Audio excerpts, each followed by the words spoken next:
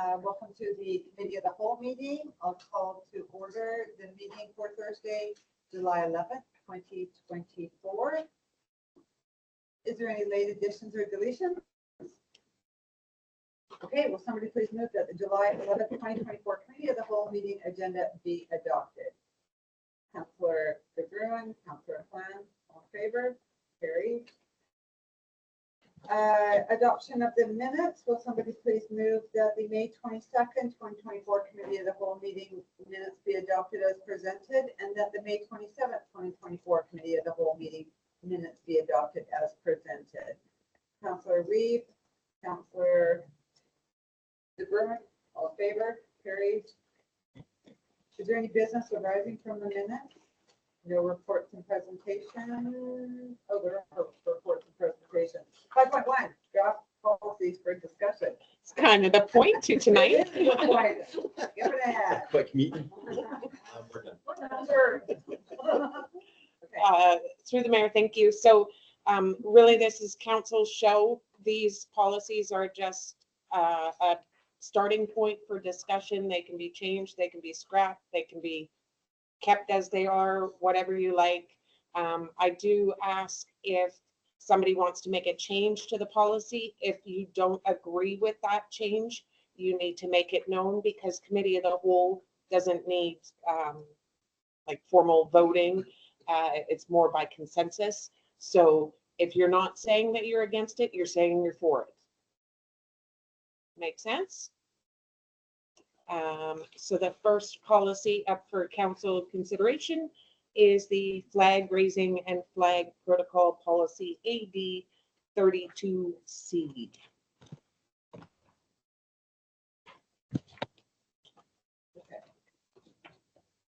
Okay, open the floor for discussion. Councillor Klan. We have a few different ones on different points, but I don't know, are we wanting to go through each section or just jump in? Jump in. Okay. Flag etiquette on page 9. There is a specific way that you are meant to dispose of flags. This is just a fun fact that I know from previously. Depending on sort of the material and everything else. So I'm wondering if we could add the general etiquette there that flags will be destroyed of in a dignified manner once they are no longer used. If you do go to the link for the Canada Heritage Site too, they do state there that when you do remove a flag that has to be destroyed, it should be done in a dignified manner. Which means, depending on the material, if it's nylon, they cannot be burned, so they have to be sliced into pieces to be disposed of. If it's material or linen or something, it is meant to be burned with no ceremony, just quietly. Just not rolled up and thrown in the garbage can. Just thought it was pertinent as well, seeing that we have directed this, that we are following the Canadian Heritage guidelines as well. We can definitely look into that. Councillor. I was reading somewhere too, and I didn't see it in here anywhere, but maybe it's in some other policy that they should all be the same size. Like, so that someone doesn't come with a banner to put it up. Or, So through the mayor, actually, Joe made that suggestion today to add a point under community requests that the flag be the appropriate size with the appropriate flashings or fastenings, and material. So we could make that change.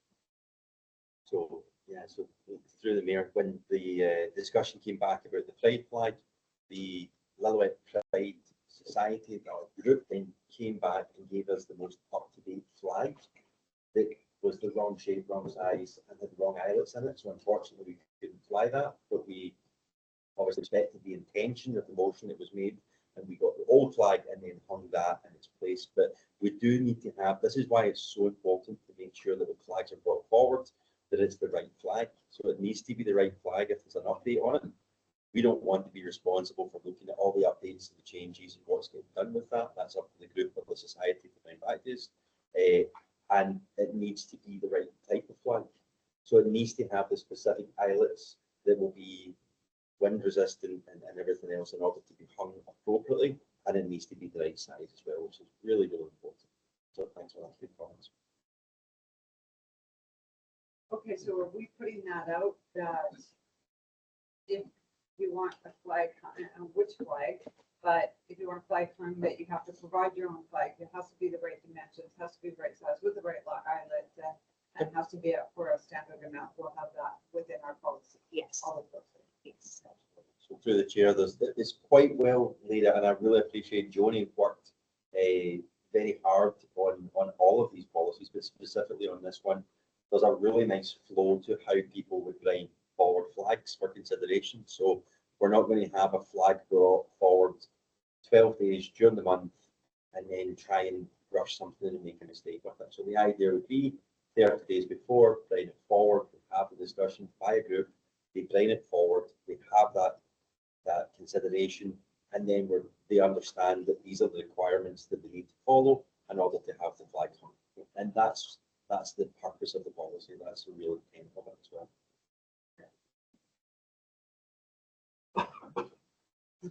Just continuing on with what Joe just said. In the thing here, I don't know if I'm just reading it wrong or reading too much into it. It's saying that page 11, for community flags that are approved by council to be flown for an event, etc. Are we meaning that once the community group does their initial application, that is it, and then every year the onus is on us to make sure that that flag goes up each year? Or is the community group every year have to apply 30 days beforehand to have their flag flown? So I think so. through the mayor, the intention of this policy, or the way this policy is written, is they would come to council, council would approve it. If it's an annual event, they don't have to come back every year. We would have a flag calendar that would outline, if it's the pride flag, the month of June that council has approved. So we know every month of June that's coming up. It would be on them, however, if the flag changes and they don't tell us, the old flag is going up. But so that's how the policy is written right now. We can change that. It's entirely up to council. I would like to change that to once a year to bring it to us. Okay, so whatever flag it is, if it's an annual flag, you want them to come every year. I think so.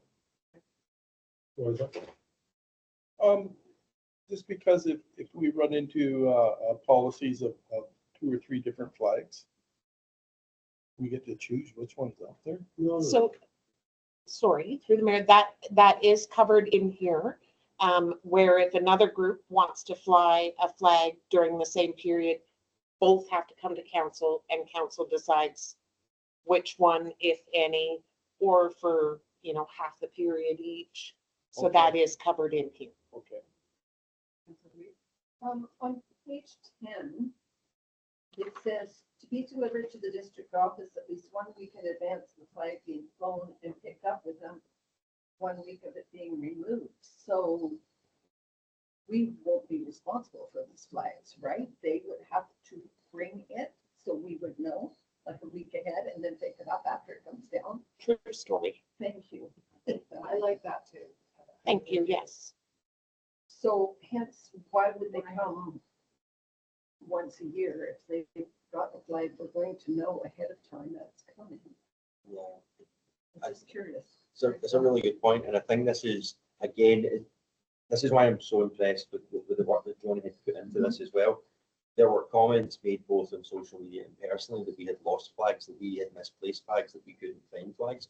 The responsibility of the flags are the people that are bringing that flag forward to us, and therefore if there are changes or if it's boring, or we're not taking the responsibility either financially or the responsibility of the flag after the event has passed. Therefore, we would put it back on to the group, then say, it's your flag, we're bringing it forward. If you don't provide this flag to us, unfortunately, we're not going to store it away in a flag cupboard somewhere in here, we're not doing that. You know, we want to make sure that the group, this remains front and foremost of their attention as well. So it would be putting the onus back onto the group to make sure that they come back, and really just to make sure if there are changes, then we're not offending or leaving people out of any other groups.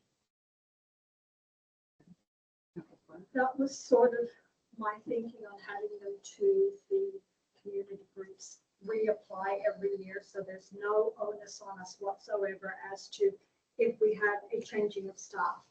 If for some reason something happened and we lost the book as to whose turn it is for whatever, or flags were misplaced, it's totally on the group themselves. And I'm not sure if we're thinking of like groups, for example, say Apricot Fest wanted a flag put up there or a community group, they could well request, not that they have, I've just used them as an example, total example, none of this is true. But Don't report that. Sorry, we're going to have to sanction this. okay, alternative, Banana Republic Day. Say we had a Banana Republic Day, and it had run for 30 years on the 7th of December. And then suddenly the group dismantled and they moved out of town. We still have it on our books. That and nobody told us that they were no longer here. We have the books, we raised the flag, and oh, no, they're in bad standing. Sorry, but Okay, I know. So, yeah, we wouldn't raise a flag because we wouldn't have the flag. They would need to bring the flag back to us anyway. So I completely respect the point. I mean, the consideration for the flag to be taken up and down each year would be a point. But if we don't have the flag in here, then we're not responsible for the hoisting and loading of that workforce. So we cannot manage to circumnavigate any committees or groups that are now no longer present by then not then presenting it back in here as well. But I think it's a good point. It's maybe a different consideration, but I think that the allowing the community group to take that away each year kind of gives us that, okay, well, if they don't come back, which is exactly what happened this year. If they don't come back, they don't present, they'll give it. Why is it our responsibility to start looking at all these other groups to then start doing it by not offending groups, which is never staff's intention to do, and obviously never council's intention to upset people. So Just go conclude first. yeah, I mean, I don't see the point of remaking the same decision year after year after year. It just clutters. I mean, we're gonna have, I don't know how many flags up, we're gonna have our council agenda cluttered with a decision for every flag. And if we decide once, then, you know, go at it. But indeed, they must present the flag. If they go, you know, dormant, they don't present us with a flag doesn't go. Yeah. Right? And so the onus still remains with the community organization. And as long as, I guess, it is a interest to the community at large, there will be that organization. If the interest wanes, then the organization may go away. So that's how flags will come and go. So note the date, we note the anniversary, and then if the flag comes in, that is good, but we don't phone and say, hey, your anniversary is coming up, give us your flag. yeah, I think that, yeah, through the chair, I think that would be that's when people bring flags forward. That's why it's vitally important for us to make sure that we have this policy in place. It gives us something to point back to say the onus is on the groups. You know, this is municipalities. We collect taxes. Sorry, we do water, we do infrastructure, we do sewer, we do roads. We're here to supply services. We have statute, legal obligations. And when we start to dip our toe into all of these other things, this is when we get derailed, so to say. This is when we don't do well. And we don't typically do well in these type of situations because we don't have good policies to fall back on to give us guidance and clarity for as well. So when we overreach or when we overstep or we go out with our lanes without clarity, then this is how we end up in the situation that we did last month, unfortunately. And people get offended, and people nowadays people take to Facebook to try and hear their thoughts on it. But this gives us this clarity. Just moving on from there, I just have a note that I think I find very important within the policy. It's on page 11, fourth paragraph. It says permitting a community flag does not constitute an endorsement of a community group from the district of Lillooet. So essentially, this entire, like the entire flag policy, to boil it down, is that we have a guest pole. A guest pole. We have the BC flag on it. If you want to put your flag on it, as long as you meet the criteria, you can put your flag on it, right? That doesn't constitute an endorsement. It doesn't mean that council, mayor, staff stand behind that flag and everything that flag represents, right? That's what this policy indicates. Permitting a community flag does not constitute an endorsement of a community group from the district of Lillooet or its employees. So it doesn't, the flag, raising the flag on the district of Lillooet flagpole doesn't mean anything from a district perspective, other than that a community group has made a request. They're flying their flag on our pole. And I think that's it brings clarity in terms of what it means to have a flag on that pole. And I suspect that community groups would like council to endorse their community interest in some way or form. But raising the flag doesn't do that, right? That's this flag policy. Flag policy says that permitting a community flag does not constitute an endorsement. We're not endorsing. We're all looking at me. Because I feel like we're still approving it. They're still coming to us and we are going to approve it, are we not? I mean, not anybody can just go fly the flag. They would still have to come before council and have it approved But it doesn't, the first But- time. but our So, approval doesn't mean that we endorse exactly. their, And I think that's two separate things. right? So we can have all sorts of feelings within this council about, you know, community initiatives that we want to endorse or that we're maybe not so unanimous in endorsing. But raising the flag doesn't mean that we endorse it as a council. We just approve that they raised their flag on a pole. Right? And, And what are you trying to tell us? I'm wondering the same thing. Yeah. Are you wanting us to endorse everything that goes up, or are you? No. Oh, okay. I'm just pointing out that this flag policy creates clarity in terms of what it means for the district to raise a flag. Being that it's not an endorsement. But if you're looking for an endorsement from the district, asking the district to raise a flag is not that. Right? So if the community group wants us to endorse, you know, Black History Month, asking the district to raise the Black History Month flag doesn't create that endorsement. They have to do something different, request a motion, endorsement, or something. I'm not sure what it would be. In the city of Vancouver, it's called proclamation. I don't know if it was actually what we have something like that, but the flag doesn't mean if someone puts a flag up there, it doesn't mean that this council necessarily stands behind that flag. Okay, so first of all, I have to say that's why it shouldn't be here. It should only be down at the Right. museum.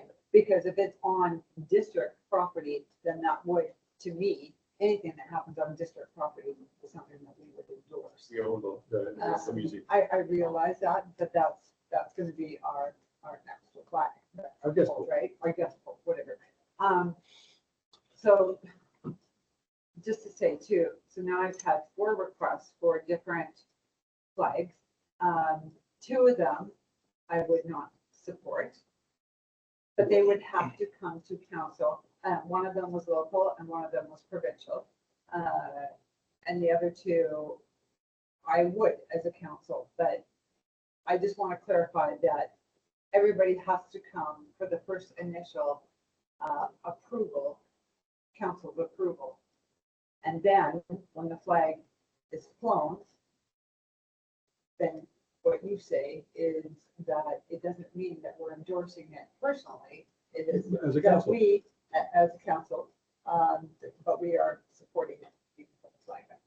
That's my understanding, correct? Correct. Yes. Are you guys clear with that or not so much? No, I was clear with I'm that. clear with what's going on now. I agree with I just kind of feel like we all have our own personal things that we all won't endorse, and Yep. just because majority of council, yeah, it doesn't, yeah. So I'm fine with that. Okay. So one of the examples, just to, and I appreciate the clarity, and I think that was really well put, and it's a difficult topic to venture into. It's not an easy topic to get into. When we were doing the research on this, I phoned around an awful lot of places as well. The one that I phoned, which I wish I hadn't kicked over, was if we don't have a good policy and we don't have clarity on what we do and how we do this, I actually phoned the gentleman in Australia, a friend of mine, and we had this discussion. And he said, there are things that you don't know. There's things you don't know, I suppose. But he said one of the examples that he gave was if Steven Spielberg came to town and wanted to turn our town into a movie set, they would need to come and say, yeah, we're going to raise flags in here and maybe make it into a Scottish village or something like that. So there are exceptions and things that we look at within this that we can kind of add into it and grow it overall. So if there was a movie set coming to town, let's say Steven Spielberg wants to come to town and do a movie here and really set the town up and take the Canadian flag down and give it some ambience and look at things, and it's going to make us a lot of money, then I think that we would all be for that. But if we've got something in here, then we have a respectful policy, we can take it down, we can move it, we would then look at what we were doing for it. So the gentleman I spoke to said you would be amazed at small towns that have stumbled into this inadvertently and not had a good policy. So having a policy, and even just looking at movie sets or things like that as well, will add to this. It makes us more attractive, because a lot of small towns would just be, no, we don't allow it. No, we don't do it. And we really want to open this up for larger opportunities as well. So we definitely looked at this one and it. Maybe we can be a movie star. Okay. Go ahead. Just want to, I'd like to suggest to add something. In the half-masting section, there's a federal, provincial, municipal, and that sort of stuff. But given sort of our context, and I think with some recent events and that sort of stuff, I'd like to add the possibility of half-masting the flag in the event that we receive an official request from one of the staff chiefs for councils. And, so they have in the past, particularly around the discovery of the unmarked graves in Kamloops, requested to half-mast the flag. And I think we need to at least somewhere open that possibility that, you know, by the direction of the mayor, so ultimately the mayor or council would be, you know, be up to the discretion of council, that we would be able to half-mast the flag upon receiving a request from one of the staff chiefs or councils, something to that effect. Sorry, just through the mayor, we can certainly add that specifically, but it does allow for that already. Where's that? Page 10. The decision to lower flags on municipal property on occasions not provided for in this policy will be made by the mayor in consultation with the chief administrative officer. When half-masting is deemed appropriate. Okay, sorry. Yes. Okay, right, my bad. So that's. Yep. Okay. Did you? No, I just want to say that it was in there too, where it says current chief or member of staff community council. Back on half-masting here, we've got that it is for death notifications, etc. We haven't really mentioned that it is for commemoration as well, like Remembrance Day or work safe, what is that, Morning of Workers and that. We basically said that our half-masting is only for death. Could we maybe put in there that it is sort of half-masting is for I don't know, represents like mourning and also commemoration? Through the mayor. So yes, we can. It's what's in here right now is from the flag etiquette heritage, Canadian heritage. And there are a number of policies that I found that do have that in there. They're not, and I'm sorry, I can't come up with a better word, so I'm using holiday loosely. They're not national holidays. If council wants us to acknowledge or commemorate those, we can certainly add it in here. It's never been a previous direction of council, so it's not included in here at this time. Yeah, I wasn't getting it adding like work safe or this like to the actual things, just saying that passing is for death and commemoration. But then we'd be obligated to do it. Can I just ask, how long and how many people does it take to change flag? So we're talking about the BC flag, that's our third poll. How long? So typically, yeah, so 5 minutes, is it an I hour? would say it's a 10-minute job, but it's 10-minute typically job. 2 people, because that is very important, sorry, through the mayor, it's very important, you can't let a flag touch the ground. Right, So when you're loading a flag, you need to make sure that you gather it as well and make sure that you're holding it appropriately so that it doesn't touch the ground. Right. So it is always a minimum of 2 persons. minimum of 2. 2 man hours. Well, I know the hospital does 4. So it's 2 hours. 4 people and the flag Would pole be. goes down, it's quite a But production we do, yeah. to do it, so.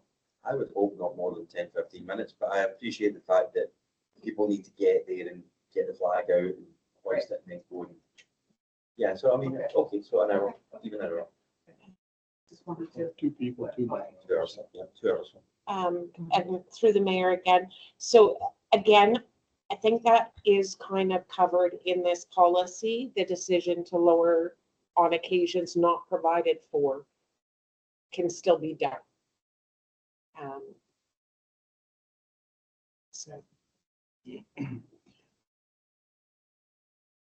I was just gonna say, one more question, just because I was watching the video from the council meeting the other night, and flags behind us stood out. Is there sort of to be a policy for that to be included? And I'm kind of laughing, but I went, oh, we've got flags behind us and we're doing a flag policy. Is there something for, behind? Right, yeah. Yeah. So is there sort of something for what flags or where they have to be placed, or just opening up a whole new kind of issue? Well, I think it's a standard. I thing don't know, I just, behind- as I said, I just we always happened to have notice that. it watching the video, and this was on my mind. I don't think we can.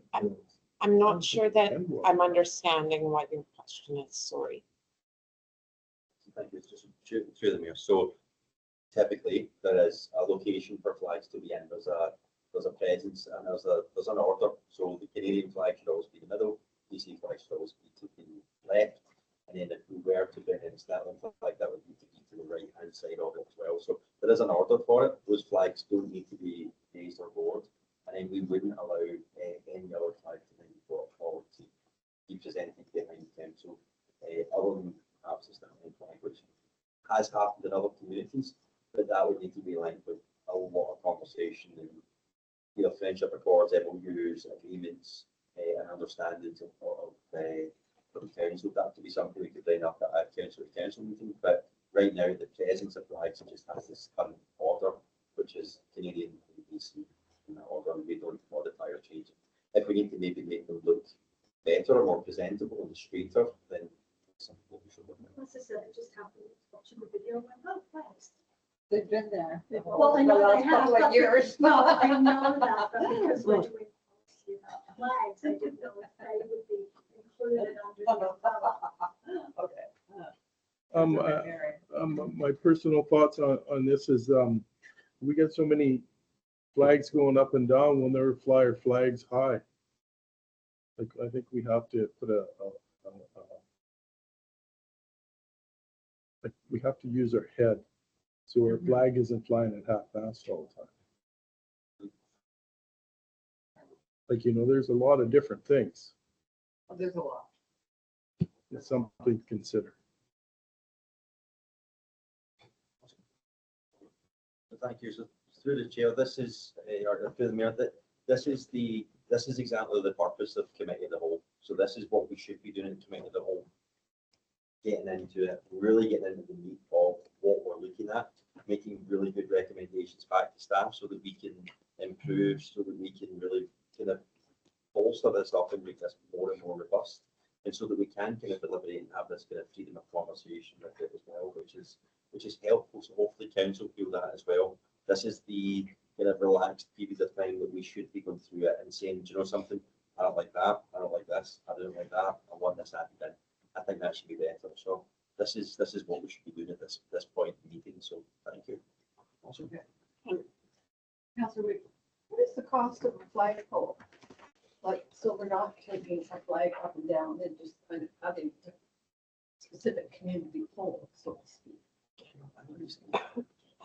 Through the mayor, and don't quote me exactly, I believe it was around $5,000. Is that installed? I believe that was just the pole itself, because it is one of the ones that can like fold. But it was part of the Downton Park revitalization project, so it was grant funded. And the intention of having that flagpole was to be a community flagpole. That's what was written in the grant application. Okay, and I did read somewhere, and I don't know if it's in here or if it's in something else that I was reading, doing research about having more than one flag on a pole. If they're community flags, I read that somewhere that you know, like let's just say two community people on the same, you know, let's say you had 4 of them come. It said something about, I can't remember where I read it. It might have been Chequeo Kelowna's procedural bylaw or somebody else's. I did do some, but about having 2 where you have one up, take it down, put the other one up, like X number of days if they're crisscrossing. So like, Sorry, are you saying having 2 flags on one pole at the same time? no, but if it falls through the same week, Yes. there was something about having the first person that came up for X number. It is in here. Okay, maybe it was in here that I read it. Like I say, I was reading a lot of different things.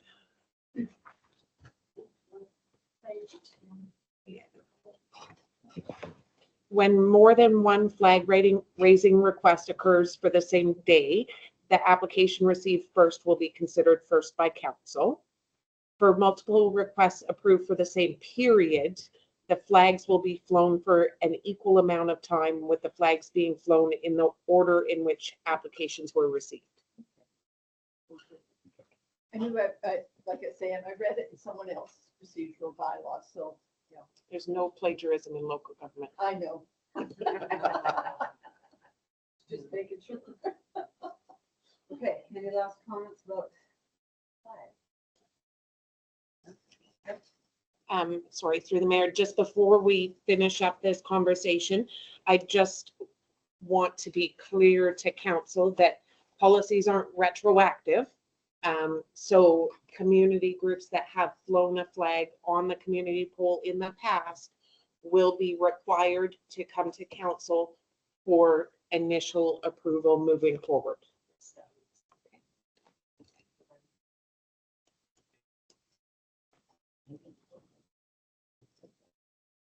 we also recommend you don't wait till the 30th day before bringing it forward.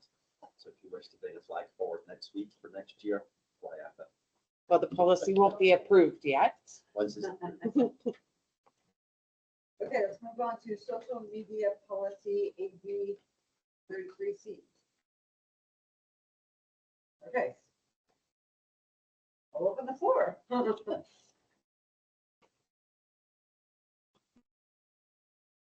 I hate social media. Okay, social media, yeah, it's not my favorite either. But it seems to be lots of people. So through the mayor, so very important guidelines for us for staff. I think for staff, I think it's important. So for example, we had a fire at the hot farm this week. Well, we would want to make sure that when staff are there, that they're not posting things, or we're not looking to try and have things that then could put the district in a bad light. So we want to make sure that what we're doing and when we're posting pictures and whatever we're doing or what our staff are representing also then doesn't come straight back on us. So if we had me at a motorcycle event that I'm not posting and tagging the district of Lillooet, for example, it's not appropriate, it's nothing to do with work, so we shouldn't be doing these kind of things. So it's to really give staff more guideline and ideas on what they should be doing, how to represent. So because we live in an area of social media, if people are posting and then I start going on and making messages onto Facebook or on social media, it wouldn't be appropriate, and that doesn't bode well for us as staff. But I feel like this is more to give us a lot more kind of guidelines and ideas of what we're doing, and hopefully to try and give counsel. Randy, I know that you love social media, and I know that you love to post on social media. I just don't want you tweeting at 2 o'clock in the morning saying disagree with this. So the idea is to kind of give us a little bit more of a kind of guideline of what we can be doing and maybe what we should not be doing as well, and then bring it back for a better conversation as well. It's to give us guidelines, that's all. Councillor Reid? I did love the fact that it's in there, that if there's an error, we own it. And I do, because there's so many things that just get shuffled under a rug, and I'm a firm believer, if you screw up, own it, apologize, carry on. I Right, it apparently goes a long way. forgot how to spell Lillooet. It only had one O. You? Yeah, and then I copy and pasted it to another one. It happens. It happens. Everybody makes mistakes. Just, But I think owning it goes a long way, so I was glad to see that in there.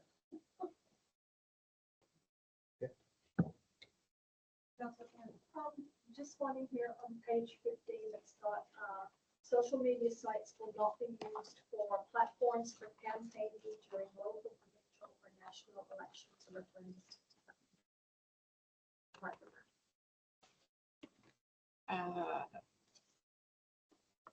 just get that. Like the District of Lillooet's Facebook page or our web page, you're not going to be able to get me to post on there, vote for Patty. So that's what I was thinking, but then when it said sort of, we were talking about personal pages and stuff like that, that one to me was a little ambiguous because we're talking about one and the other, that it stops responsibility. As Joe was saying, he can't be posting modified pictures tagged. You can absolutely have your own Facebook page that says vote for Patty. And I'm sorry, I don't know exactly where in the policy, but it does say, like, when it could be, people could think that you're speaking on behalf of the district. Preface it with, this is my opinion, this is not. So, in my opinion, you should vote for me. So I was just confused as we were talking. Because this one kind of overlaps into district and personal.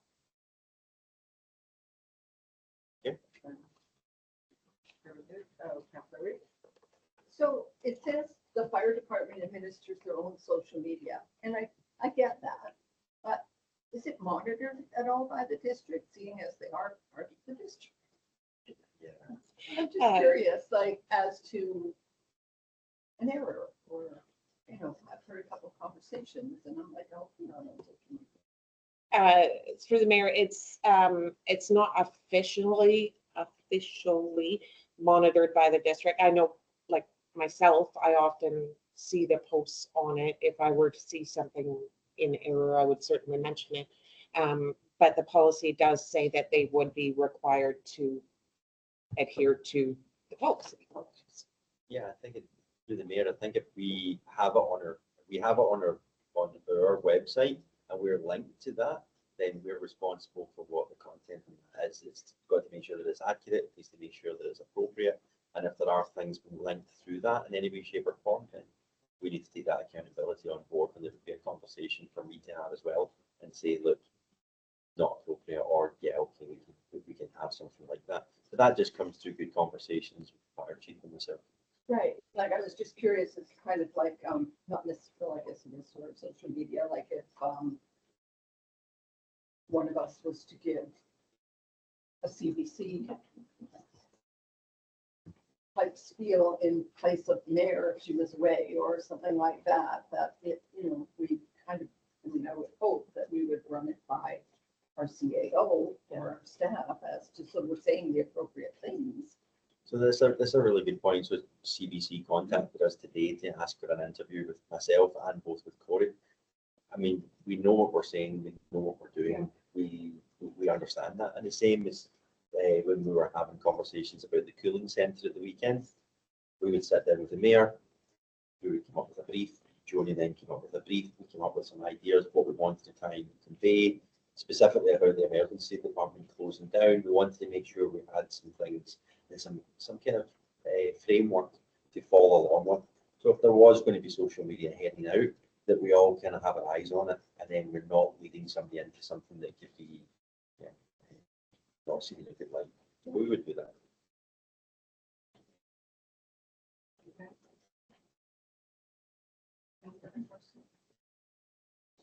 don't have a question. I just have a comment. I think somewhere the social media sites may be used for, I think we need to include in the bullet that said that we post our videos of council meetings to YouTube, which is officially a social media site.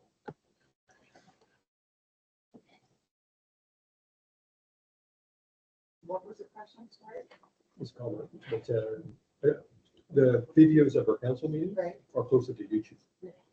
Right, it's not in this list. Thank you. Thank you. Okay. Okay, let's move on to number 3, council code of conduct policy. Okay, so this was a mandatory, I think actually about a year and a half ago, and I believe we had an old one in place a long time ago. And this is our new one.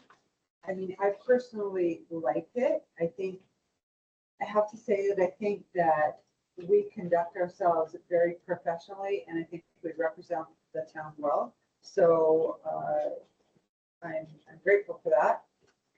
Obviously, we're mandated to do this code of conduct, and I just want to see if you guys have read over it, if you think that we're missing anything, if you would like to add anything, delete anything. Sorry, if I could just add, you're not actually mandated to have a policy. You are mandated to consider having a policy. And if you don't want one, you basically have to go on the record saying why not. I thought at UBCM, they said that we had to have one. You have to, within 6 months of an election, council is supposed to consider their code of conduct policy, or basically put on record that you don't want one and why.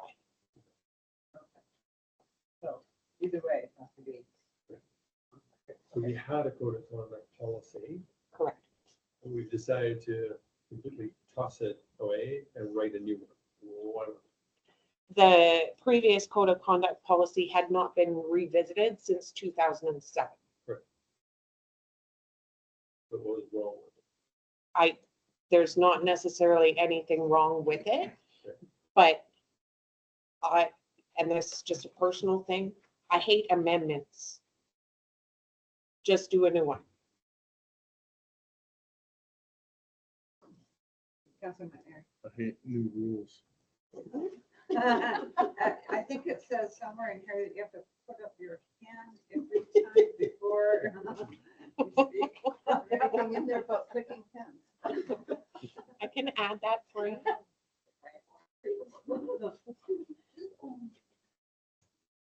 Well, But just to come back to the old, so do we have to rescind the old policy? I mean, there, it is in place. This doesn't speak anything about the 2007 policy. Council Code of Ethics and Conduct Policy. So again, these are just like the policies for discussion when it comes to, I'm hoping the August 13th council meeting for approval. Part of the resolution will be that council approve this and rescind the old. Through the mayor, when Joni was going through our policies, and it's good housekeeping for us just to at least review, check and see them. Joni found one, I'm saying it, sorry, Joni found one since, from when? I want to say 76. 1976, that does not permit children under the age of 16 years old to get in the street after 8 o'clock at night. 10 o'clock. 10 o'clock at night unless they're before accompanied with an adult. Well, that's still a policy that we have. Bylaw. That's Halloween. So we should kind of, on the odd occasion, you know, go back through and start having a look at it. So we'll bring that one forward as well. We were, Joe, we actually, we also said that should apply to certain adults after 9 o'clock at night, and certain adults should I'm not. kind of wondering why that would be a bad thing. So Why do they need to be on it's the? a good refresh and have a look at it. But again, it's after 6 months of an election, we need to kind of see where we're at. That's the plan. Okay, well, I read it and I have some things. Under definitions, I just, Okay, didn't 18, down this time, 18. okay. definitions just for immediate relative.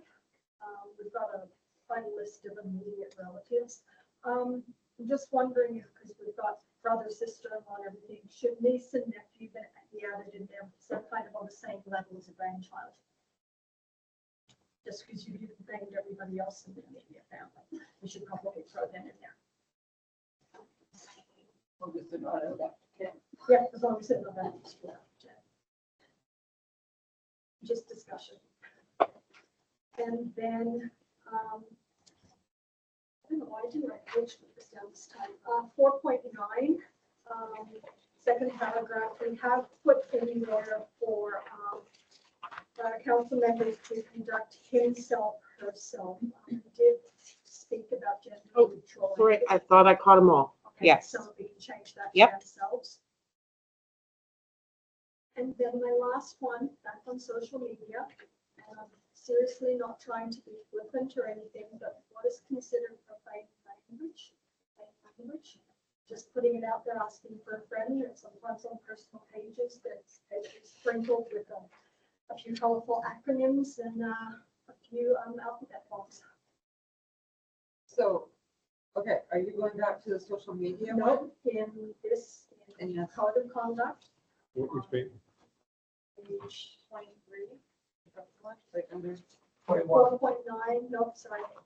It's a page, but 437, George Street, okay. 437. This is social media, page 21. Okay. Council members will refrain from defamatory marks, obscenities, profane language, and sexual contact. Which is what considered.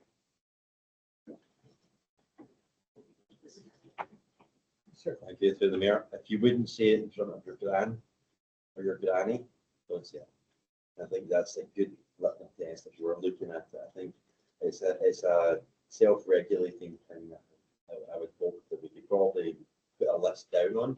But I think that if you wouldn't see it in front, if you wouldn't whisper it in a library, or you wouldn't see it in front of an elder, then I think you probably know it yourself. I think that would be more of a self-regulating thing rather than something that you put too much into it. There's a number of different profanities that people use from different countries as well, so we would also want to try and have them in it. So from Scotland, we have curse words and profanities that you could not believe. Australian as well. Australian as well, and we use words that sometimes offend people as well. So we would want, When they're actually an endearment. when they can be, yeah, quite often, we have to have in Scotland quite often, where different dialects need to be aware when you come into different areas. There's certain words you just can't use. And I think we would put them in place. That's a good point. Thank you. Very good. Okay, I have one kind of situation. I don't know where it falls into, but the last term, we had certain members of council that were rallying against certain protocols of the province on in front of the council building. And I would just like to see that somewhere in here that does not happen. Anybody has a certain belief or whatever, and they want to demonstrate, that's fine, but not on district property. I just think that, not for council, I don't know. I'm gonna ask Councillor Wu what she thinks. of Well, it was a this. member of council. It was a That's- member, it was two members of council. That's where it And and I became think a that sore when spot. it became a sore spot because when members of council are on district property and they are having a rally, they represent all of us. And I just felt that was not my belief. So having it on district property had the perception that it might be. So I'm just wondering if there's anything that we can say there. Sure. Absolutely. Do you want to take it from here? 4.7. Yeah. So so through the mayor in 4.7, which is page number 22, the use of public resources, council members should not use public resources that are not otherwise available to the public in general to gain private gain or personal purposes. So, I mean, I would regard this as this is a public resource, and therefore you shouldn't use that to use it for your own gain, whether it be as a voice to the community to stand on the stairs or otherwise. If you want to go and stand in your backyard and do that, then you can do it. But we wouldn't want to extend that out too far. I mean, the sidewalk is, I suppose, in some respects, is a public resource. But I think that when we look at what we have in here as a building, and we look at what we have here as a resource itself, I would hope that would be clearly understood. That if we see something like that, then that would be covered in the policy. It would be covered off as general conduct, and we would say, and then this is backed up as well, because if that's an issue and it's a problem, then we then start to use other tools as well. So if council are not abiding by this policy, then that thing is brought back to council, and councillors can be sanctioned, councillors can have voting rights removed from them, councillors can be, there's a number of different things that then happen there afterwards if we're not all on the same page with it. I think the conduct, the general conduct of councillors is fairly easy to kind of limit by just looking at public resources. Okay, thank you. I would have thought that before too, but it didn't go that way. So I just want to make sure that we have some resources to should that ever happen again. Some resources to fall back on. Okay. Any other? Councillor Wood. I mean, because that particular event happened out here on the lawn, right? So if that had been a parade through Main Street, would that have been any different? I mean, I'm just asking. Yes, it would have been. Yeah. Yeah, I believe so. I mean, they had speakers, they had everything out here on covering the entire lawn. And who sanctioned that? Okay, It just happened. It just happened. it happened. Okay. Just like our residents happen to use our lawn. It just happened, and it was, I'm a firm believer that everybody has the right to their own opinions and to speak their own beliefs or whatever, but I don't think you have the right to shove it down other people's throats. Like, if I believe one thing and you believe something different, that's fine, and we agree to disagree and They would be missing. carry on. I just, yeah. It was an uncomfortable situation. It was, and I think it just, mayor and council, we have to be, respectful of each other. Okay, anything further on council code of conduct policy? Councilor Grant. I, I read the 2007 version because I was sort of looking for, okay, well, what's wrong with it, right? And but what I really liked about the 2007 version is that it starts with the primary focus of the policy. And it reads, both council and its administration recognize that their allegiance and loyalties are to the community as a whole, and not to any individual groups or themselves. Care must be taken not to undermine the authority of council. And while it's sort of dated language, I think it's exactly sort of described what we expect from the conduct of council. That we are here for the community, and that our behavior should be in the best interest of the community. And so if there's a possibility to add that sort of as the objective of the policy, I would be pleased. If it can be updated to language of this century, that would be better. And I suspect this policy was actually, the original was written in the 60s and they've been amended a few times. So, but that, I think it really speaks to why we're here and what we leave at the door when we walk through this room or through this door. And, so, yeah, I like that. I'm good with that. You guys good with Yeah. that?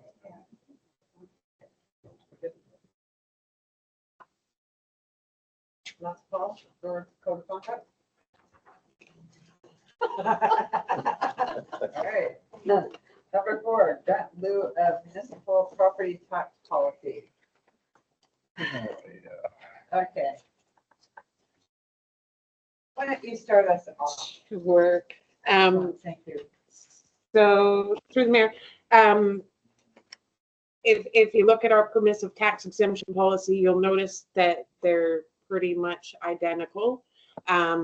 The purpose of this policy through council's sort of discussion and direction in the last year particularly, but few years, to hopefully move away from permissive tax exemptions, which grant an exemption from all taxes, which then have to be made up by the other property owners within the same class. So if the mayor gets her house exempted from property tax, Councillor Flan and Councillor Weeb have to make that up.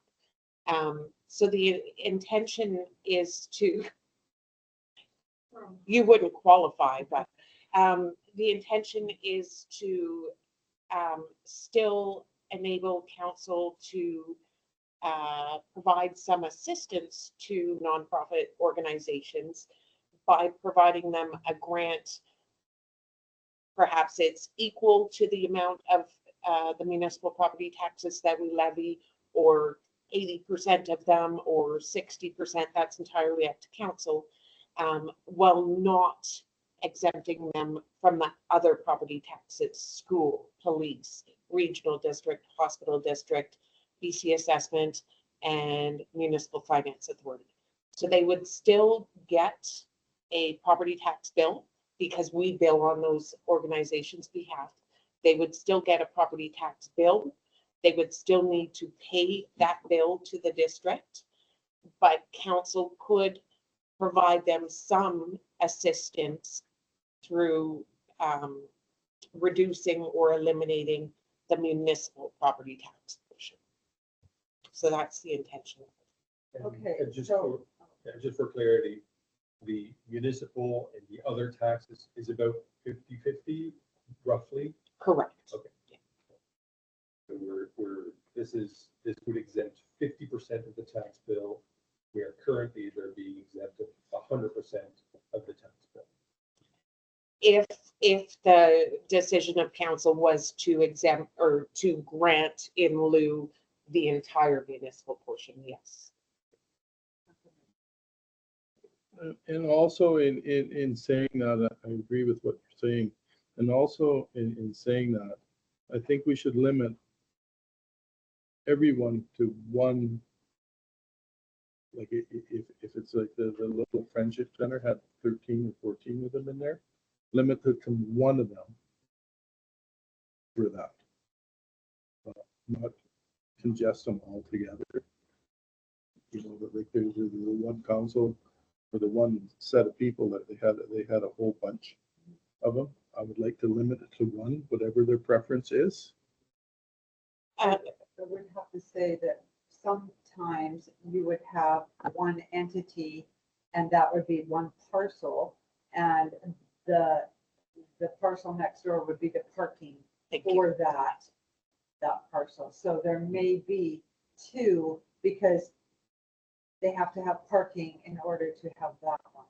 So I'd be okay with two if they were next door to each other. Like the Legion, the old Legion is one property and then the next door is the parking is another property tax, another parcel. And same with the Friendship Center is a Friendship Center and then there's another parcel beside it. For the parking. Councilor Reed?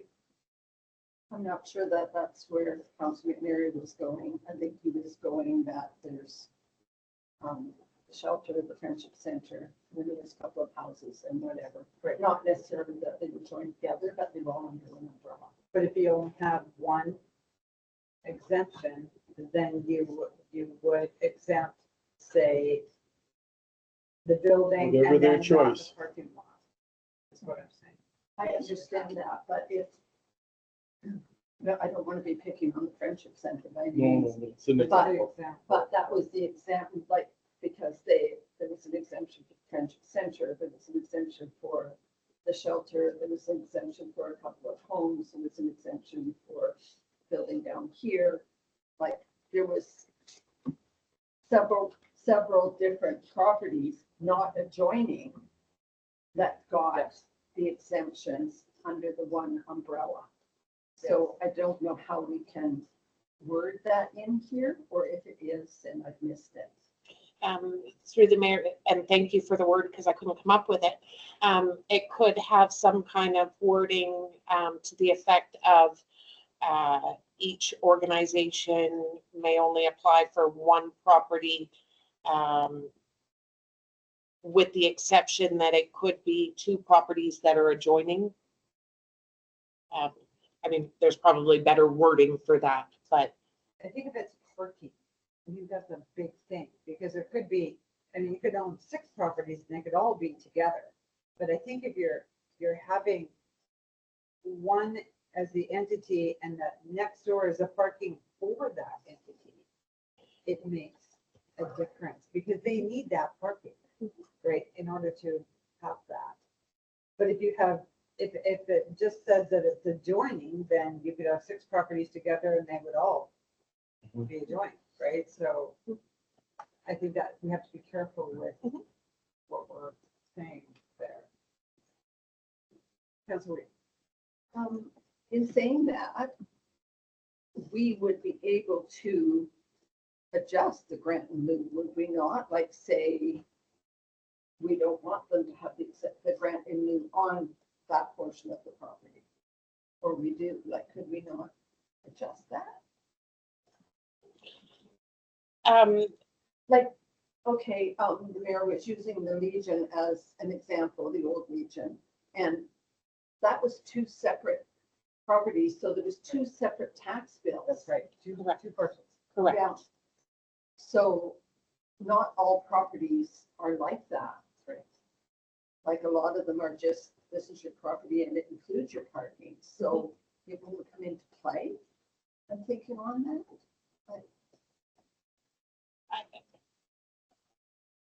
Let's say the church. Well, see, the church would be different, but I was using the Legion in saying that if the Legion was the one that was exempt, I think that the parking next to it, that parcel, that separate parcel next door should be exempt as well. Because those two, so if we're saying, because they need the parking, but that's just my opinion. I think that to simplify it, We should limit it to one. One. Yes. I'm more inclined, like, it makes sense, you have two parcels, one's the building, one is the parking. But the building is the essential part of the society or whatever it is. The parking, yeah, you need parking, but you know what, you could park 3 blocks down and get your exercise and walk. Fair enough. And sorry, just a little further through the mayor, where you're saying, you know, the building is the essential part.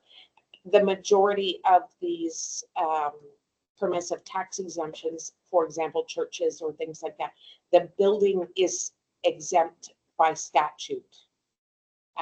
So regardless of what council wants to do, they're not paying tax on the building. They're also not paying tax on the property that the building sits on, like literally sits on. The exemptions that council considers is all the other property. Not typically buildings, it's usually just like the property that the building doesn't sit on.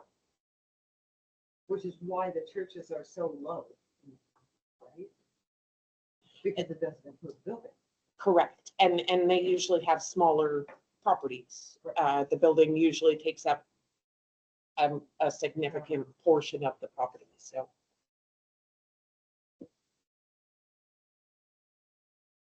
Councilor? I don't want to get into a push and shove here, but I'm a little concerned with, okay, if we have a not-for-profit and we're giving them, and they've got 2 properties and one is parking, and we're giving them the grant in lieu on both, and then you have a business halfway down the block that has 2 properties and one is for tax, and they're paying for both. So I think it's unfair. I guess I can see the grant in lieu or the exemptions on the buildings. I get that. But on parking, I really am not 100% for that, because I think if the businesses that, you know, may or may not, like we've got our bakery on the corner there, if they were to buy the property across the street to park in, they're going to pay taxes on that. They're not going to give a grant in lieu or an exemption or whatever. So I think we have to take into consideration our business owners as well when we're doing these things. Like, we're a small town. Councilor Grant? This is good. Question with regard to, so what's the impact of this grant in lieu or the permissive tax? Does the overall revenue to the district go up if we scrap all the permissive tax exemptions or the grants in lieu, or does it remain neutral? So if you had neither of those, if you had no permissive tax exemptions and none of this, yes, our municipal taxes would go up. If you sort of replaced the permissive tax exemption with this, it will make no effect on municipal tax revenue. We won't make any more, but the property owners won't have the burden of paying the other taxes that have been exempted. And that's assuming, of course, that council is giving 100%. Of course, if it's lower, then yes, our revenue would go up.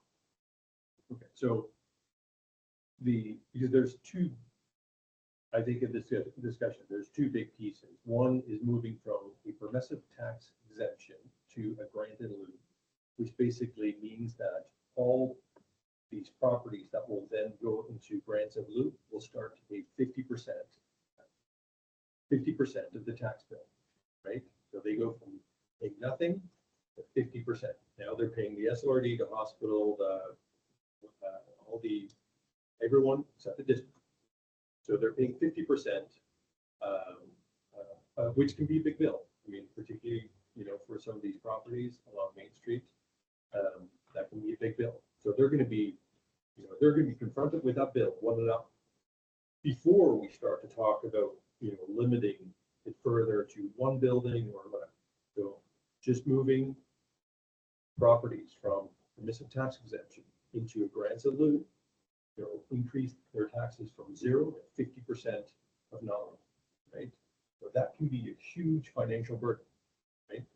I want to be very clear on that before we start to talk about further limiting unnecessary stuff. Because these associations have a very important role within our community. And they pack up their bags,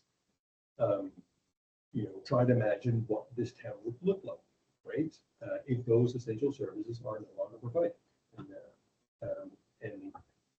And the burden that is placed upon council, particularly under public pressure, to do something about that. Well, not, it's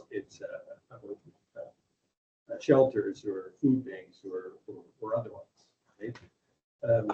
So I think we have to be very, very clear and maybe also understand from a financial perspective of how much taxation these properties will be facing if we just move the first little bit before we say, okay, we can only do 1 property, 2 or 5, or not the parking, or only the building for that service. What is the additional tax bill that they're really paying? Okay. So I'm curious about that, and I think ultimately, I mean, we're talking about this, and I'm not really sure what we're hoping to achieve, right? Are we hoping to achieve to collect more taxes? Is that like, that's what the result will be, is like our tax revenue, because that's it, then, it's a lot of pain for, incremental little bits.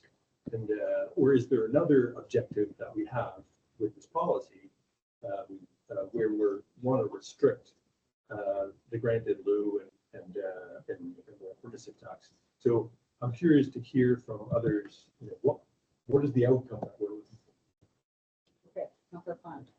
From what I gathered, the permissive tax and the grant in lieu, it's not to become one, it's either. So depending on council, we could say, okay, sorry, you aren't getting the permissive tax, we're going to offer you the grant in lieu.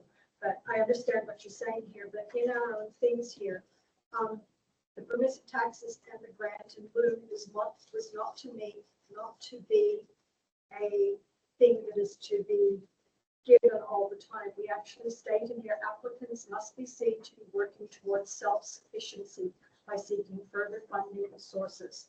So these taxes, these grants or permissive taxes were not meant to be a continuing thing for forever. The societies, etc., are supposed to be working towards being self-sufficient. So A food bank that generates, sorry. yeah, well, this is what we have written, and this is what has been written in this tax, and this isn't new. That all the societies, when they do this, are supposed to abide by the rules But and is that, provide to us that they are working is that a towards realistic- self-sufficiency. is that a realistic objective to be putting in here? I mean, is that, this is not It approved. is in there. It is in there, and We haven't approved the policy. this is, It's our own. it's in the permissive tax policy. This is as well. This is this one, but it is in the permissive tax policy as well. It was discussed last year as well. That applicants are to be seen to be working towards self-sufficiency. So it's nothing new that's just come up with this new policy. No, just saying that this has been something to help societies slowly or quickly get on their own feet so that taxation is not put onto the other property owners in those classifications. But that's always been in there, that the goal is for them to work towards self-sufficiency. Okay, and I move to Councilor McNary. In comments to Councillor DeBrun, in the end, somebody has to pay for that. And I think it's a huge burden on the taxpayers, the town taxpayers, to pay for all of it. And I think there needs to become a time and place when people have to start standing on their own feet, and we're not allowing that. We're not forcing it, we're condoning it. And I don't think we should condone our constituencies to that and make that a rule. I don't like that. This rent in lieu is not taking place of the permissive tax, is it? Or is it we're offering both, like, and council will decide? Or is it getting rid of the permissive tax exemption and replacing it with the grant in lieu? I'm just- Through the mayor, my intention is not to get rid of our permissive tax exemption policy. For those reasons, as well as the district has a few properties that we're leaseholders on that we want permissive tax exemption, because otherwise it's just an exercise in like fancy bookkeeping. Don't laugh at me. So no, the intention is not to eliminate the permissive tax exemption policy. So it's giving another option for council to put out there, like, these people may get the permissive tax exemption. I'm just going with more than one property type of thing, so we will allow the permissive tax exemption here, here, and here, but here you may want to apply for the grant in lieu, or, you know, I mean, I feel the same way that we're going from 100% exemption to bang, and then we had discussed, you know, doing it in increments to help out, you know, and I totally, I don't know, I kind of go back to the social assistance thing. You can create that dependency, you know, that this is always going to be while the rest of the town suffers due to it. Like, we can only work out so much. Like, I don't know, maybe the SLRD and the province and whatever has to come up with some kind of an exemption to pick up some of this other, but no matter how it works out, it's still going to come out of our pockets because taxes are taxes. But yeah, I just wanted to clarify that because I wasn't sure if we were replacing it, which we're not. Councillor Flynn. It kind of sounds harsh, but when you're thinking that, and I know these are societies, they're not businesses, so don't get me wrong when I'm saying this, but if you are starting up something new, most places, you work out what your finances are, so at least you know that, okay, I can stay open for 1 year, or I can stay open for this before I have to get things in place.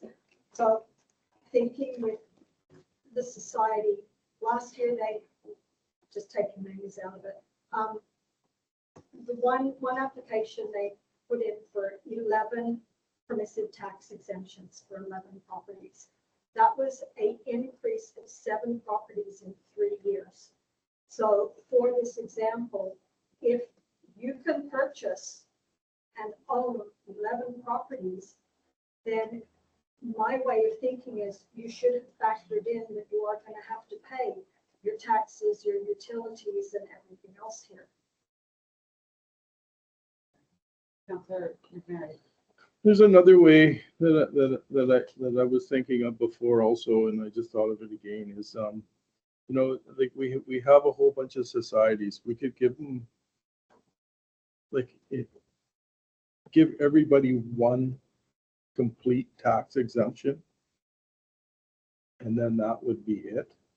And then, like, you know, there's the curling rink and the Legion, and we could give them a tax exemption on that property complete. And then just the one.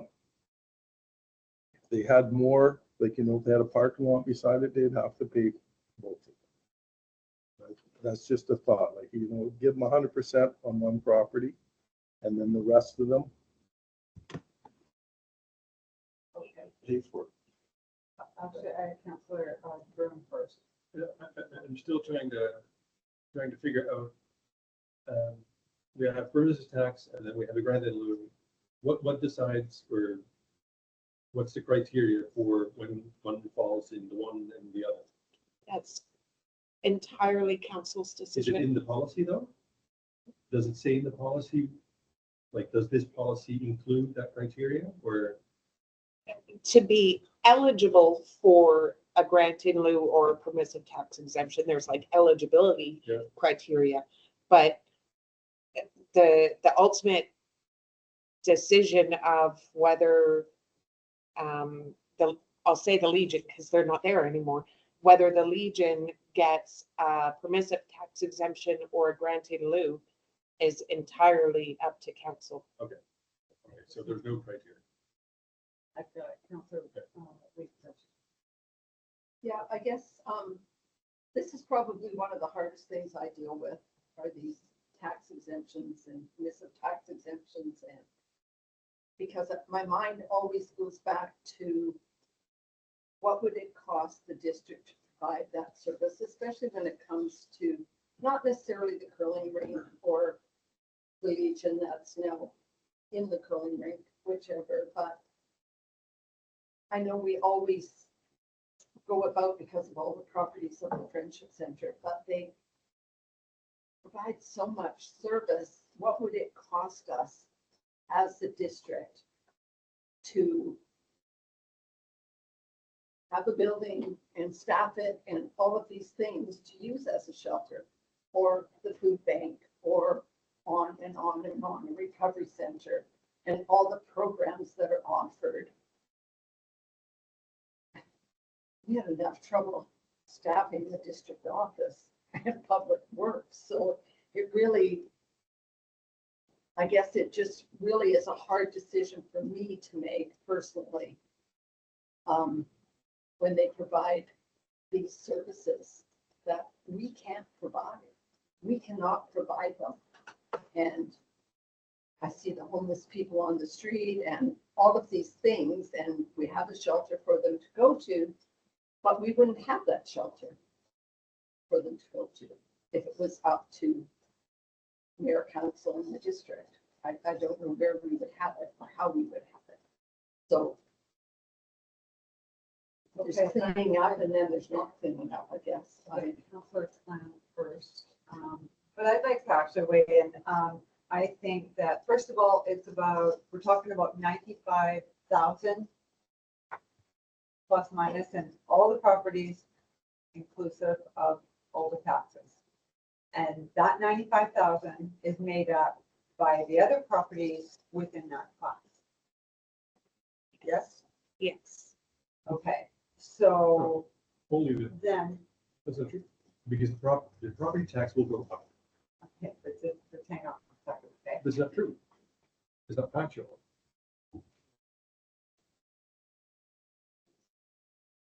You just said that the 95 is made up by all the other taxpayers. No, I said by the properties within that Right, class. right. But Joni earlier said, that's why I asked, is would the tax revenue go up if everyone paid? Didn't get the permissive tax? And the response was yes. So is my understanding that only the school tax, the SLRD and that sort of stuff, that's shared or that's paid, covered by the other taxpayers in the same class. But the property tax is not, and that makes the revenue go up. That's why I asked, well, that's revenue not neutral or not. And maybe I'm misunderstanding one of your questions, I don't know, but so the SLRD, the hospital district, school tax, and police tax tell us how many dollars they want. The BC assessment and MFA give us a tax rate, they're different. So those four tell us how many dollars they want. Those dollars have to come from the taxable properties within the district. So if we've made some of those properties not taxable, the other properties have to make it up. Very true. you're both right though on the municipal side, because we need to make so much revenue for the district. If we're not getting that revenue from these properties, the other properties are making it up. If we were getting the revenue from the other properties, our municipal property tax revenue would be higher. So those are both true statements. And my other point is that I agree with Councillor Weed. The Friendship Center in and of itself does many things that we don't have the staff or the resources to do. However, I question whether, because there's been such an influx over the past, say, 5, 6, 7 years of so many properties on Main Street becoming nonprofits, do we want our Main Street to become all nonprofits?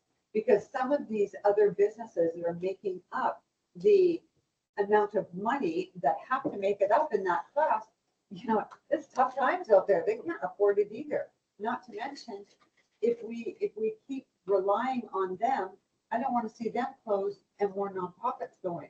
It's not fair to our entire community. And we're talking basically Main Street. Yes, there's a few other properties here, but we really need to figure out what we want our Main Street to look like. And if that's nonprofits, then that's nonprofits.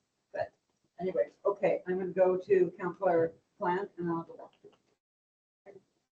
I remember what I'm saying. For Councillor McNary there, last year is the reason where I believe that we're talking about the grant in lieu is because last year for our discussions, we said that we were going to give all the permissive tax exemptions one more year, and then we were going to look into working something different. So we've already given them the 1 year, which you were mentioning. And then with Councillor De Bruin, like working out if we're going to do a PTE or if we're going to do a grant in lieu, it would all be as down to the application, which I feel that the societies should be giving us a new application each year, because previously some were granted like 5 years. I think you could go no more than 10 years on one application. I think it was previously. So in that fact, when we are looking at the applications with all the criteria there, you can see whether a society is actually at least trying to work to self-sufficiency, or if they're just sitting and they're languishing and just hoping that everything's going. So that is a horribly hard decision that council will have to do, but it would all come down to their applications and showing through the criteria what they've actually done for the past year. I got a couple of things if we get back to this actually. Okay, Councillor De Bruin. And I guess just to respond first to Councillor Plans, you know, that decision that we're gonna then have to make, are they gonna have door number A or door number B? It would be nice to set some criteria so that they can plan in advance that, you know, they're gonna fall under door number A because this and that, or they're gonna fall under door number B for their own financial planning and whatnot. So instead of leaving it just to the discretion of council, it would be nice to, you know, to have a discussion at some point to say, okay, if you meet these criteria, you'll get a full exemption. If you meet these criteria, you're going to get granted in lieu, and then there's some other policies or restrictions. But I want to come back to the discussion about Main Street and discussion about the essential services that some of these nonprofits are providing. Because I think that's why this discussion is so difficult. And I want to take a little bit of a different perspective to it, because instead of sort of looking at these properties as a sort of a, you know, an eyesore or, you know, I see them as an opportunity. And I think there's an amazing opportunity for the old Legion. It's a 17,000 square foot lot in the center of town. And I think what we should do as a council is we should sit down with these organizations that own property and say, what is it that we could do together on these properties? Which currently, only a very small part of the 17,000 square feet is being utilized by, that building, and the rest is parking lot. It is being used for services that don't really fit the building's purpose or functionality.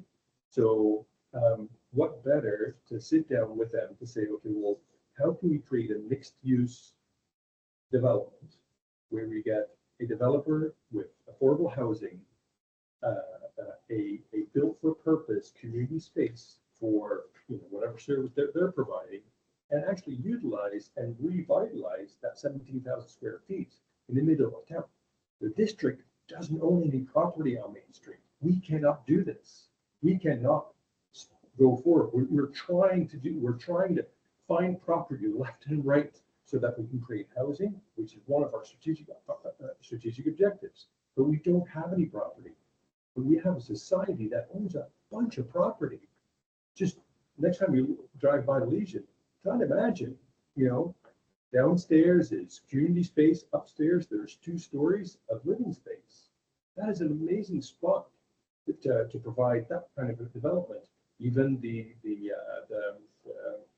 shelter, it's a huge property that could be redeveloped into something where we offer these services as well as housing, affordable housing, senior housing, or other things.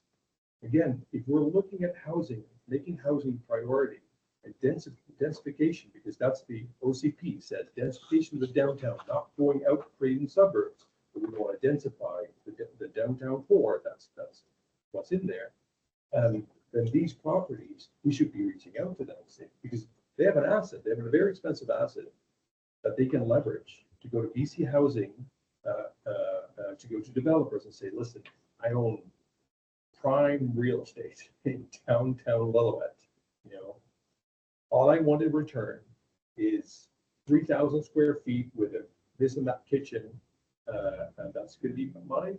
The rest we can develop as housing, and I think there's going to be opportunity there to really bring things forward. So instead of looking at it and penalizing them for owning this prime real estate, I think we need to work together with them to sort of say, listen, how can we create?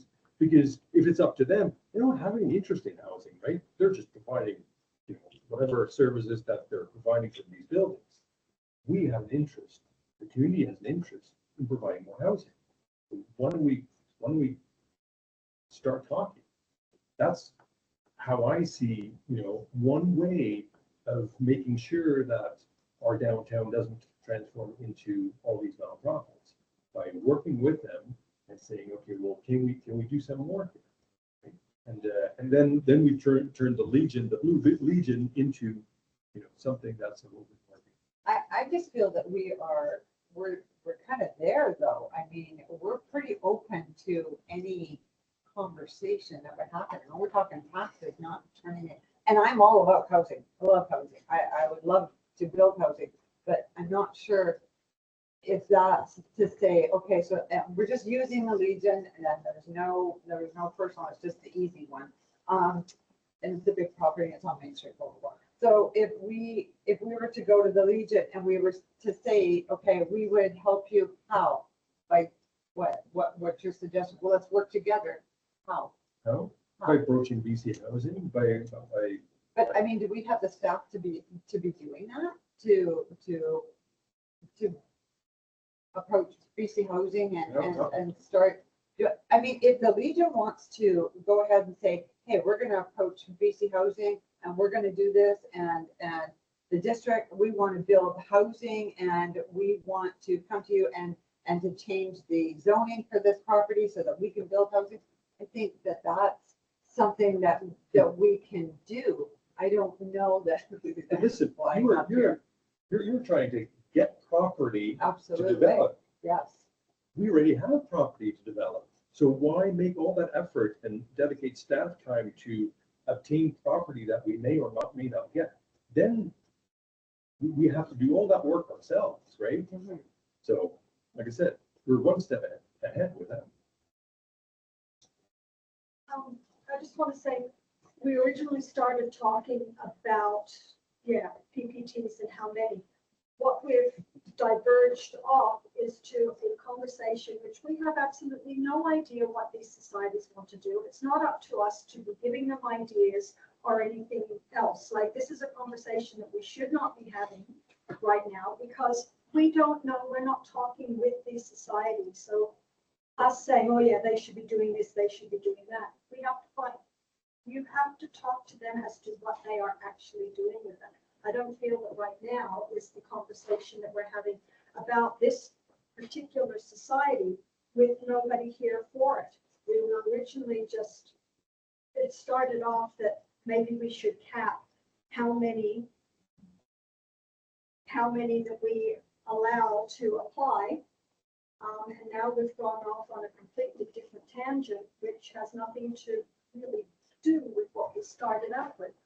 I disagree. I think that what Councillor DeBruin is saying is in light of doing these permissive taxes, how to work with them. And we're only taking that one as an example, but I mean, it all has to do with permissive tax. Are we going to tax them or not? I'm going to go to Councillor Wade and then Councillor McNair. I just wanted to go back to the statement of Main Street being all nonprofits or whatever, because there is something, we did develop something where there would be no more tax exemptions or whatever on the properties on Main Street.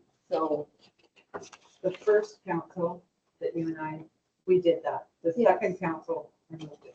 probably That was in it. 2018 and then it was removed in 2021. Okay, I The didn't know. second council removed it. Okay. Can we not put that back in there like that? At least protects what we have. Just hang on. In my experiences, Councilor DeBruin is we're trying to give guidance to a society. If we take their exemptions away, they should decide to try to do that on their own. Because in my experiences, government does not do a good job of business, ever. And so why do we think as a council that we can do better? I don't think that's right. I think they have to do that on their own. We can throw in some ideas. And at the same time, if you take away something you're giving them, they got to open their mind up to do something different than what's going on. And that's my thought to work towards that. I was just going to continue on with Councillor We've said there about reinstating that. I've been thinking on that myself today. But then if we are putting a cap on how many nonprofits there are, we really wouldn't need to reinstate that. It would be, I was thinking that we should actually reinstate that one. But if there was a cap, then we still have a say as to who gets the taxes or not, which unfortunately that is what is passed to the council. I know, and it's too bad because it should be passed tax to the ones that have to make up the difference and pay it. So thank you. It's a really good conversation through the mayor. It's a large, this is by no means a small policy. It's by no means we're not making decisions at this point. It's to flush all these conversations out, because if we do this at council and then we throw an amendment, then a change, then a second, then we make a friendly amendment, which we don't do anymore, and we start doing all this, this is when we just get completely derailed on it as well, which is the importance of this, the committee of the whole. This is the purpose of this, is to allow staff to take these points away, to understand the intention of council, to kind of read in between the lines on it, and then to obviously imply, to implement any kind of changes from it as well. Joni, this affects your department more than it affects certainly operations or anything else in respect of what we need to try and do. Is there anything that you're looking for guidance guidance on, or within this, that you're kind of thinking that? It's a lot. There's a lot. Everything. All clear. There's a lot, there's a lot, and there's a lot to get into with it. There's things important to come back and address. Nothing specific. I mean, everything, but nothing specific. The only thing that I do want to stress to council, and it's not council's fault, but we are later in the year now. If this is something council wants to put into effect for next year, we need to get it approved.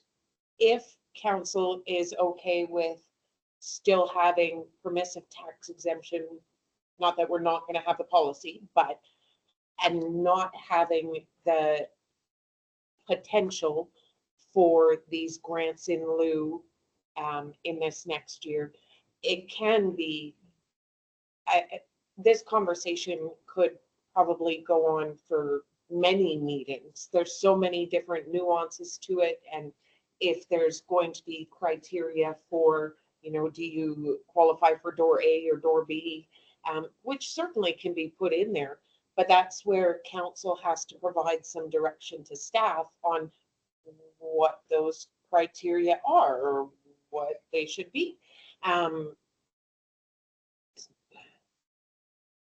Kind of talk myself around in a circle. What we could do is, I know everybody's got, what we could do if that would help is I could just go around the table and see where everybody's at. Is there any continuity in any of us? Would that help, or I don't know. So, sorry, it's through the mayor, as an opportunity to maybe try and do a workshop session, sit there and looking, get facts and figures out, show that side of it, or is that something we don't? I don't want to have more meetings, but I'm just. There is, the problem is, I'm not here next month. And the permissive tax exemption, if we have any of them, the bylaw has to be adopted by October 31st and sent to BC assessment. So that's where the bit of a time crunch comes, and I'll be divorced if I don't take my holidays. So that's where we're a little under pressure. Okay, well, let's try a round table. So what I would like to see is, there's a couple of properties that belong to us, and I get that we don't want to give ourselves a tax exempt because then it's just in and out of the book. So, I mean, obviously we have to keep a full tax, permissive tax on our own property. For the other properties, I would like to see the grant in lieu. I think that 50% of, or basically average 50% of the taxes paid is that the district can forego our share. But I think for us to sit there and pay the SLRD on other people's behalf, I don't think that's right. And I would like to see that stop. So I would like to go with a grant in lieu. Now, on properties, I would like to see a limit on properties. So that's mine. Randy. I agree with you on everything you said there, and limit on properties, I think should be one. Is my personal.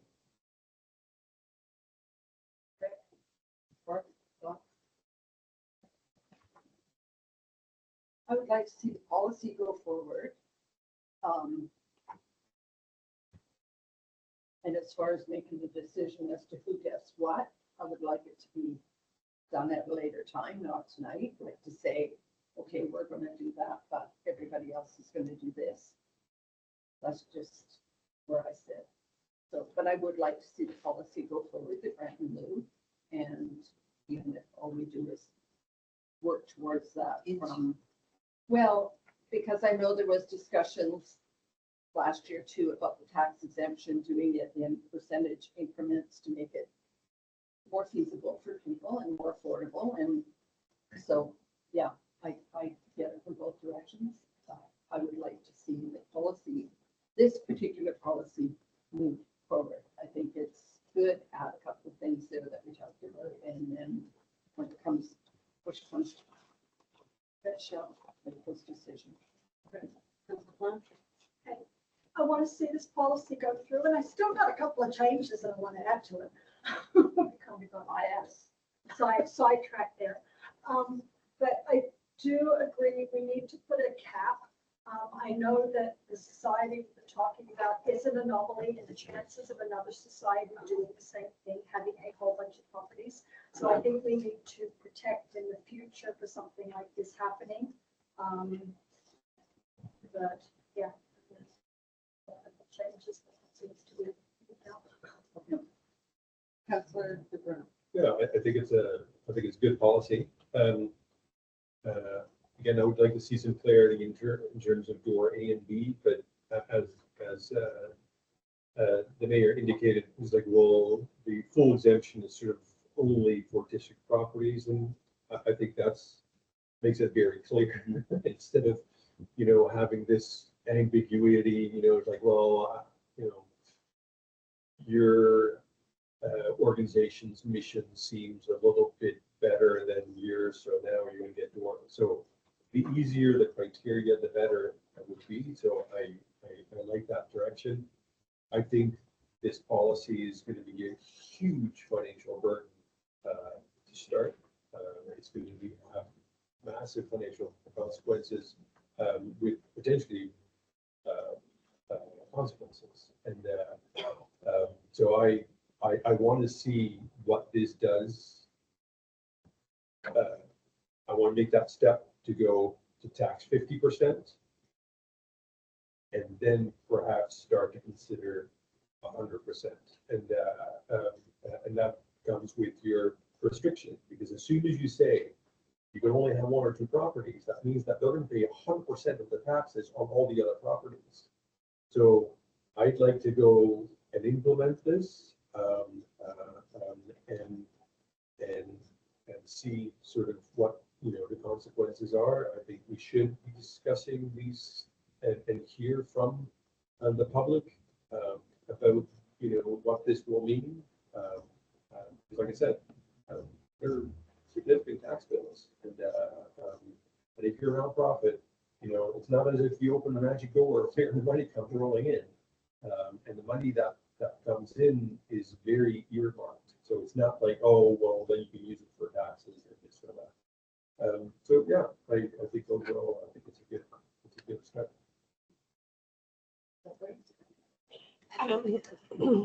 Sorry, yes and no. And no, I only say that because because I think it was Councillor Weed that said with some of the changes that we discussed tonight. So the only change that I've noted is a limit on the number of properties. So were there other changes? I thought there was, like, instead of 100% on the properties, there would be 50%, like do the provincial ones, but just our town taxes, we would exempt that property. That is this new policy. Yeah, okay, yes. grant in lieu. Yeah, grant in lieu, okay. Yes. Did you have?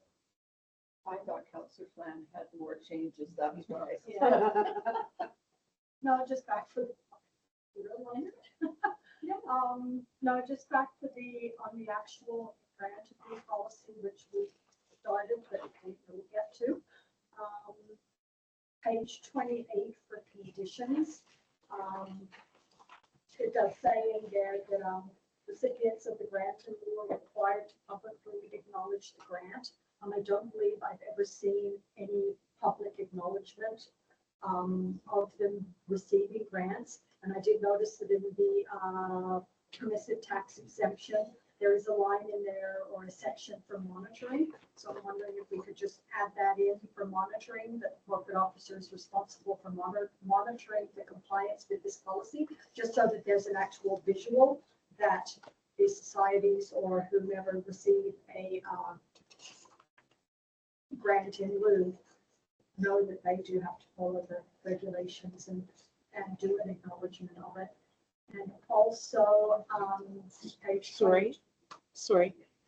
So are you just asking that, To add a- that in monitoring, like saying Okay. from the PTE. We could just say that you have 30 days to acknowledge this, and if you don't, then it's gone. That would get them acknowledging it, right? And then, same on page 28 as well, under assessment. It's got applicants must show evidence of ongoing and active volunteer involvement, including district residents. I was just wondering, does that mean, is it showing their own volunteer involvement solely within their society? Or does that mean that they are meant to be doing some volunteer involvement within the district and the community as well? Because if that's what it means, then I would just like that one line added to the list of requirements on page 26. Page what? I'm sorry, you lost me completely on that one. Applicants must show evidence of ongoing and active volunteer involvement. I Mhm. just wanted to know, does that mean strictly within their society, solely within that? Or does that mean that they should be showing some evidence of involvement throughout the community as well? I'm so not getting it. It says applicants must. No, show I know evidence what of it says. ongoing, I'm just not getting the, Volunteer involvement, including district residents. So if it's, you're just asking if they include. Yeah, if The they're residents. meant to be showing the residents, because if so, then I think that line should be added to the process on page 28, where they must, for the applicants.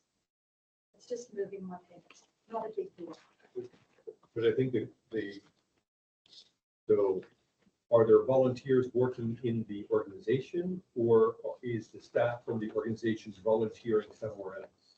I think that's the two flavors that I'm hearing. And to me, I think it's important that they show that they have people volunteering within the organization, whether or not they decide to volunteer somewhere else. I mean, that's not their, Well, that's why I was just wanting to right? clarity on that. Within the organization. Yeah. Yeah. There should be some volunteers. Shouldn't be. Yeah. Okay, Mark. okay. Volunteers within the organization.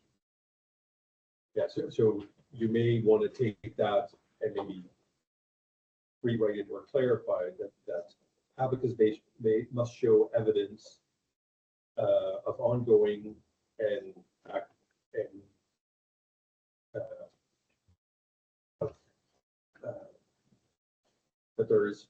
that people are volunteering for the organization or something. Because right now, it's not really clear is volunteering where. Okay, just for clarity, because I'm worried because you're saying that the corporate officer should make sure that all of these are checked and done. It's gonna be a lot. It's a Of straight work. copy from the permissive tax exemption. It's in the permissive tax exemption. Right, but you're saying to make sure that it's all done. I just feel like that's gonna be a lot of work that we're putting on. I think most of it's in there. It's already Right, but I there, don't but think it's it's just, not being, they're basically the same things. right, but it's not being enforced. So through the mayor, part of the application, I believe has, if not can have, that you've acknowledged the district as gave you funding, you've,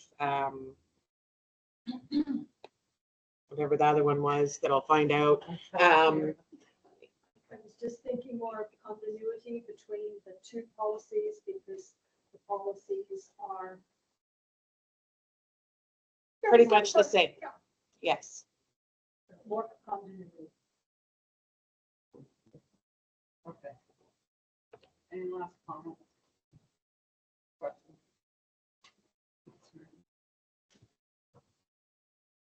Okay. Good. Do I need somebody to move this? Well, no. Okay, the rise and report. There's nothing further. This is, does somebody move to adjourn? Counselor McBroom, Counselor McNary, all in favor? Very. Okay, well, that was. Interesting.